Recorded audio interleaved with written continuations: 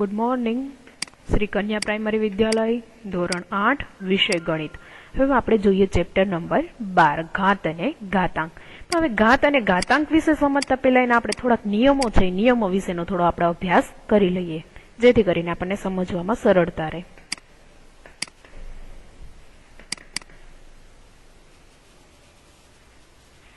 બરાબર, તો ચાલો આપણે જોઈ લઈએ. એના પહેલો નિયમ છે, આપણે પહેલો નિયમ જોઈએ કે પહેલો નિયમ કઈ રીતે એનો થાય છે. જોતા જઈએ. હવે અહીંયા લખ્યું છે એની એમ ઘાતના છેદમાં એની એન ઘાત. જો આવી રીતે લખ્યું એટલે આ ભાગાકારનો નિયમ છે એવું આપણે કહી શકીએ. બરાબર, પણ ભાગાકાર છે એ ઉપરની સાઈડ જાય તો શું થાય? બાદબાકી થાય. શું થાય? બાદબાકી. એટલે અહીંયા બાદબાકીમાં આપણે લઈ શકીએ. હવે શું છે ઘાત અને ઘાતાંકી? પહેલા તો હજી આપણે આવી રીતે લખીએ 10 ની માથેની આપણે 12 ઘાત આવી રીતે લખીએ તો આ નીચેનો છે ને શું કહી શકાય? એનો આધાર કહી શકાય. શું કહેવાય? આધાર. અને જે આ ઉપરના જે આપણે લખીએ છીએ 12 એને શું કહી શકાય? ઘાતાંક તરીકે ઓળખી શકાય. બરાબર, એ ખાસ કરીને ધ્યાન રાખવાનું. આપણે પહેલો નિયમ જોયો, ત્યાર પછીનો આપણે સેકન્ડ નિયમ છે. સેકન્ડ નિયમ વિશે જોઈએ તો સેકન્ડ નિયમ છે એ આપણને શું કહે છે? તો શું કહે છે? એ કૌંસની અંદર એમ ની એન ઘાત. બરાબર, આ છે ગુણાકારનો નિયમ છે, એ તમને દર્શાવે છે. તો ગુણાકારમાં શું થાય? બંનેને સાથે ગુણાકારમાં લઈ લેવાના રહે. હવે એ જ રીતે આપણે ત્રીજા નિયમનું જોઈએ. ત્રીજો નિયમ છે એ શું કે છે આપણને? ત્રીજો નિયમ છે એની એમ ઘાત ગુણ્યા બી ની પણ એમ ઘાત કે છે. બંનેનો ગુણાકાર કરવો છે. બંનેનો આધાર છે એ અલગ અલગ છે, એટલે બંનેના આધારને આપણે પહેલા ભેગા કરી લઈએ. ઘાત છે એ બંનેની સરખી છે, એટલે આપણે ઘાત છે અને બારે કોમન લખશું. હવે એ જ રીતે આપણે ચોથો નિયમ છે એનો આપણે ચોથા નિયમનું સેટ જોઈ લઈએ કે ચોથો નિયમ આપણને શું કહેવા માંગે છે. ચોથો નિયમ છે એની એમ ઘાત. બરાબર, ના છેદમાં આપણે લઈએ બી ની એમ ઘાત. એની એમ ઘાત લીધી, છેદમાં બી ની એમ ઘાત. એટલે આ થયું શું? આમ જોઈએ તો આપણે બાદબાકી. બરાબર, તો હવે આને લખવું હોય તો બેનો કોમન કરી શકાય. કાઉન્સ કરો, અંદર એ ના છેદમાં બી. પણ કાઉન્સની બારે એમ છે એ કોમન લખી શકાય છે, કેમ કે બંનેનું છે એ સરખો છે એમ ઘાત, એટલે આપણે કોમન છે એ લખી શકીએ છીએ. હવે ત્યાર પછી હવે એ જ રીતે આપણે ત્યાર પછીનો જોઈએ પાંચમો નિયમ. હવે આપણે પાંચમો નિયમ છે, પાંચમો નિયમ એનો જોઈ લઈએ કે પાંચમો નિયમ આપણને શું કે છે. પાંચમો નિયમ શું છે? એની 0 ઘાત. બરાબર, 0 ઘાત એટલે એને કેટલા ગણવામાં આવે? 1 જ ગણતરી લેવામાં આવે છે, કે એને આપણે છે એ 1 જ ગણી શકીએ છીએ. હવે ત્યાર પછી આપણે જોઈએ સ્વાધ્યાય. બરાબર, હવે આપણે સ્વાધ્યાયનો થોડો અભ્યાસ કરી લઈએ. સ્વાધ્યાય આપણે જોઈએ.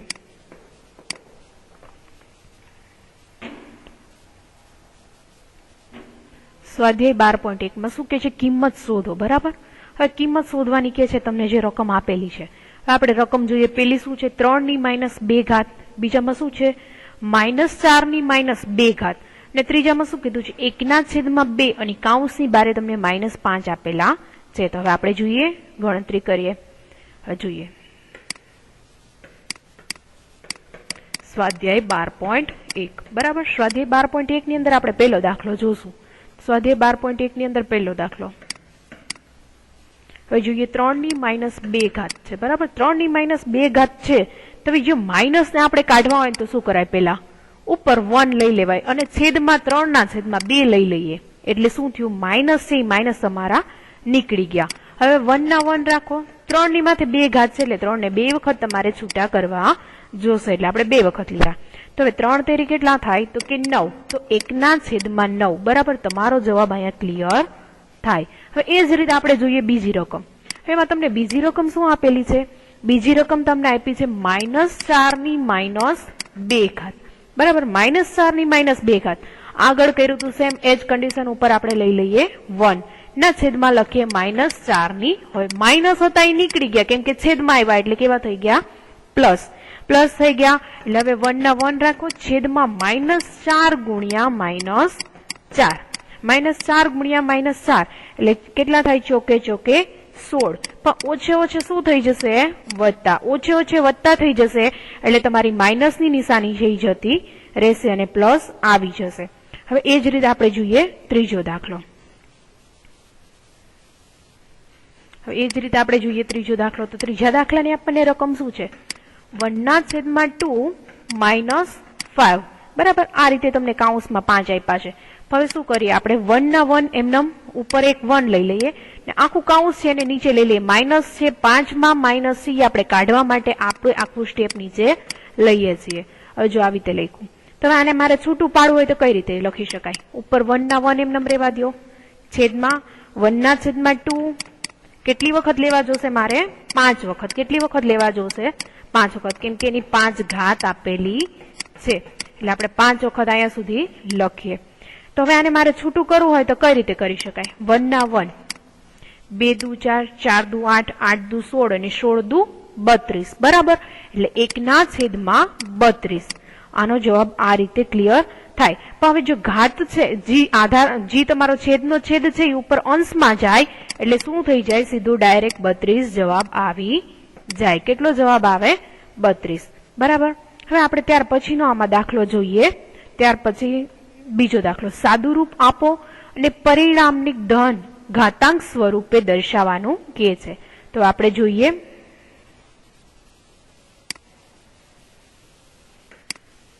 દાખલા નંબર બીજો. દાખલા નંબર બીજાની અંદર આપણે પેલી રકમ જોઈએ કે શું કે છે. પેલી રકમ તમને આપી છે -4/5.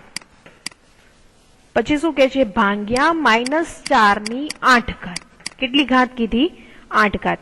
હવે આ બંનેને છે ને શું કરવાનું? બેયનો આધાર કેવો છે જુઓ. બેયનો આધાર -4 -4 બેયનો આધાર સરખો છે, બેયની ઘાત અલગ અલગ છે. તો ઘાતની શું થાય? બાદબાકી થાય. ભાગાકારની નિશાની છે એટલે બાદબાકી થાય. આને આપણે સ્ટેપને કોમન ના કોમન છે એમનેમ રેવા દેશું. અહીંયા શું કરશું? 5 - 8. એટલે હવે -5 માંથી -8 માઇનસ કરીએ એટલે શું થાય? માઇનસ આવે. તમને પ્લસમાં તો જવાબ આવે નહીં, કેમ કે નાની સંખ્યામાંથી મોટી સંખ્યા માઇનસ કરી છે એટલે જવાબ આવે -3. -3 આવે તો હવે આપણે જોઈએ પછીનું સ્ટેપ. -3 આવે છે તો હવે શું કરશું? -3 છે પણ માઇનસ ને આપણે પ્લસમાં લઈ આવવા હોય તો શું કરાય? ઉપર 1 લખી નાખો અને છેદમાં આખું સ્ટેપ લખી નાખો એટલે તમારો જવાબ છે ક્લિયર થઈ જશે. અહીંયા આપણો આ પેલા દાખલાનો જવાબ છે ક્લિયર થાય. હવે એ જ રીતે આપણે જોઈએ દાખલા નંબર બીજો. દાખલા નંબર બીજો છે એની રકમ શું કે છે?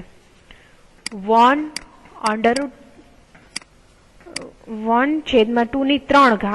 ને એની કાઉન્સની માથે પણ પાછી તમને 2 ઘાત આપેલી છે. કાઉન્સની માથે પણ પાછી 2 ઘાત આપેલી છે એટલે કાઉન્સને આપણે પેલા તો શું કરીએ? ખોલીએ. 1 ની માથે 2 ઘાત અને હજી 2 ની માથે 3 ઘાત તો હતી પણ હજુ પાછી 2 ઘાત આવશે. એટલે આ રીતે આપણે લખી શકીએ. હજુ આને મારે છૂટું પાડવું હોય તો હવે જો 1 નો વર્ગ કરીએ એટલે 1 ગુણ્યા 1 કરીએ તો 1 ને 1 જ રહેવાના એટલે એ ત્યાં પૂરું થઈ ગયું. હવે 2 ને અહીં છૂટા પાડીએ એટલે 2 ની માથે 3 ઘાત ગુણ્યા 2 એટલે 3 દુ કેટલા થાય? 6. એટલે અહીંયા મારે લખવું હોય તો 1/2 ઘાત લખી શકાય. કેટલા લખી શકાય? 1/2 ઘાત છે એવું હું દર્શાવી શકું. હવે આપણે ત્યાર પછી એની ત્રીજી રકમ છે. ત્રીજી રકમ ઉપર નોટ ડાઉન કરીએ જોઈએ બરાબર. ત્રીજી રકમ શું કે છે? -3/4 ઘાત. -3/4 ઘાત ગુણ્યા 5/3 ઘાત અને કાઉન્સની બહાર એને કેટલી આપી છે તમને? 4 બરાબર. તો હવે આને મારે લખવું હોય તો કઈ રીતે લખી શકાય? હજુ બેયની ઘાત તમને સરખી આપી છે 4 એટલે આખું સ્ટેપ પહેલા તો આપણે બ્રેકેટમાં લખી લઈએ. -3 ગુણ્યા 5/3 ઘાત. કાઉન્સ પૂરું કરો એટલે એની માથે તમે લખો 12 ઘાત 4 બરાબર. હવે આ રીતે લખીએ તો સામે સામે 3 3 છે કેન્સલ થઈ જશે. શું થશે? કેન્સલ થશે. પણ માઇનસ ની નિશાની હતી એટલે અહીંયા કેટલા વધે? -1 વધે છે. -1 ગુણ્યા 5 હતા એ 5 આપણે લખ્યા અને માથે એની 4 ઘાત હતી એ 4 ઘાત લખી. હવે 4 ઘાત છે એ આખા સ્ટેપને આપણે છૂટા કરીએ. હવે -1 ની માથે પણ 4 ઘાત આપો અને 5 ને પણ 4 ઘાત આપો. હવે આ બંનેને 4 ઘાત આપીએ છીએ તો હવે આપણે ત્યાર પછી જોઈએ તો શું કરશું? 1 ની માથે 4 ઘાત એટલે 1 ને જો 1 ને છૂટા પાડવાય તો -1 ગુણ્યા -1 ગુણ્યા -1 ગુણ્યા -1 કરો એટલે ઓછે ઓછે શું થઈ જશે? વત્તા. અહીંયા પણ શું થશે? ઓછે ઓછે વત્તા. એટલે જવાબ કેવો આવે તમને? ખાલી +1 જ આવે. અને 5 ની માથે 4 ઘાત બરાબર. એટલે 5 ની માથે 4 ઘાત છે એ આવી રીતે લખીએ પણ આની ગણતરી લઈએ તો 5 ની માથે 4 ઘાત સીધું ડાયરેક્ટ લખી શકાય. અહીંયા આપણો જવાબ છે ક્લિયર થઈ જાય છે. ત્યાર પછીનો આપણે ચોથા નંબરનો દાખલો છે એ ચોથા નંબરનો દાખલો જોઈએ છે. ચોથા નંબરના દાખલાની રકમ શું કે છે? 3 કૌંસમાં માથે કેટલા આપ્યા છે તમને? 7 -7 ભાગ્યા 3 ની માથે કેટલી ઘાત કીધી? 10 ઘાત. 3 ની માથેની 10 ઘાત ગુણ્યા શું કે છે? 3 ની -5 ઘાત ગુણ્યા 3 ની -5 ઘાત. બરાબર. હવે આ રીતની તમને રકમ આપેલી છે. તો આ દાખલો કરીએ એટલે શું થાય? બંનેનો આધાર કેવો છે?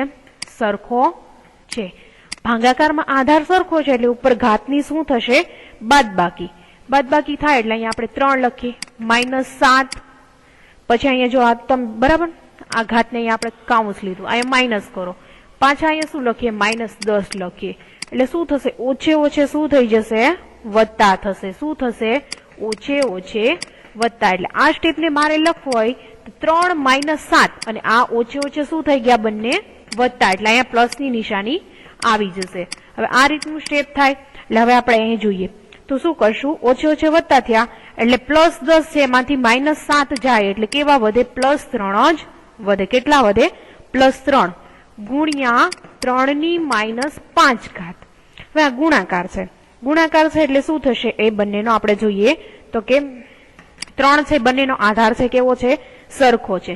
બેનો આધાર સરખો છે એટલે હવે આપણે 3 ના 3 કોમન લખીએ. પણ -5 માંથી આપણે 3 બાદ કરીએ. -5 માંથી 3 બાદ કરી એટલે કેટલા વધે? -2 વધે. કેટલા વધે? -2.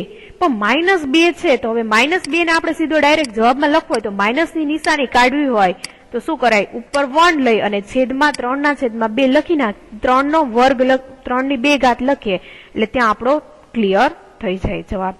ત્યાર પછીનો આપણે એક 5મો દાખલો છે એ જોઈ લઈએ. આપણે 5મો દાખલો છે એ જોઈએ.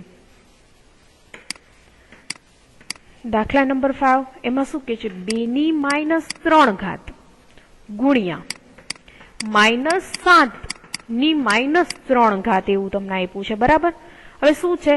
આધાર છે બેયનો કેવો છે? અલગ અલગ છે. પણ બેયની ઘાત કેવી છે? આમાં જુઓ છો, આમાં બેયની ઘાત સરખી છે અને બેયનો આધાર છે એ અલગ અલગ છે. તો હવે આપણે જોવું હોય તો 2 ગુણ્યા -7 છે લઈ લ્યો અને કોમન એની ઘાત છે એને માથે લઈ લઈએ -3. -3 લઈ લીધી. હવે આ બંનેનો અંદર છે એ શું કરાય? આપણે ગુણાકાર કરી લઈએ. 7 દુ કેટલા થાય? 14. પણ કેવા 14 આવશે? -14. કેમ કે માઇનસની નિશાની છે મોટી સંખ્યા આગળ. હવે એની માથેની ઘાત લ્યો -3. હવે માઇનસ ઘાત છે, જો માઇનસ મારે કાઢવા હોય તો કઈ રીતે લખી શકાય? માઇનસ ને મારે કાઢવા હોય તો ઉપર લેવા પડે 1. 1 ના છેદમાં -14 ની 3 ઘાત. બરાબર. તો અહીંયા છે આપણા દાખલાનો જવાબ છે ક્લિયર થઈ જશે. કે અહીંયા આપણે જોઈએ કે આપણા દાખલાનો જવાબ છે ક્લિયર થાય છે. તો આજના દાખલામાં આપણે અહીંયા સુધીનું રાખવી, બાકીનું આપણે નેક્સ્ટ લેક્ચરમાં જોશું.